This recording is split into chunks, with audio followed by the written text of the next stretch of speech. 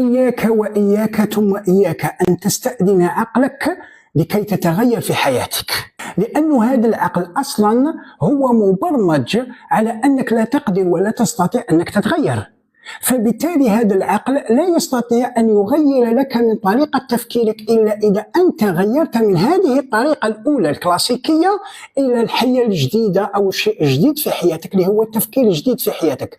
فلما أنت تستأذن عقلك، لما تستأذن عقلك يعني أنك تفكر بطريقة قديمة شوية، يعني الحالة اللي راك فيها أنت الآن، هذا التفكير ما يخليكش أبدا أبدا أبدا أنك تقدر أنك تتغير، لأنك أصلا ما راكش قادر أنك تتغير. فهذا التفكير هو تفكير العقل القديم. فإذا راك حاب تتغير عليك أن تبذل مجهود كبير. الأمر ليس مفروش أو الطريق ليست مفروشة يعني بالطابي روج يعني أو البساط الأحمر. الأمر يتطلب مجهود، الأمر يتطلب مواظبة، الأمر يتطلب التزام، الأمر يتطلب انضباط. فإذا كنت حاب تغير العادات تاعك السيئة أو السلبية عليك بإيجاد طريقة أخرى جديدة بتفكير جديد على أنك تصنع وتغير تلك العادات بعادات جديدة في حياتك. فمستحيل العقل القديم يخليك أو يتركك أنك تقدر أنك تغير بكل سهولة. إذن الأمر يتطلب مجهود أو بالأحرى يتطلب سعي، وأن للإنسان إلا ما سعى ولا سعيه سوف يرى.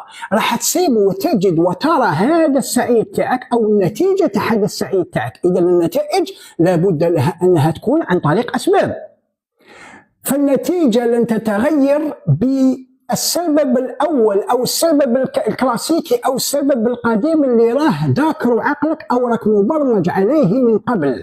فإذا بدينا نغير من هذه الأسباب وبدينا نبدلوا في مجهود جديد عن طريق الانضباط والمواظبة والالتزام، النتيجة ما راحش تبذل عليها مجهود، بل هي تحصيل حاصل ستجدها وتحصل عليها بكل يسر وبكل سهولة. ولكن بداية عليك ببذل هذا المجهود، وهذا المجهود باش تبذله لازم لك تكون آمن به أصلا.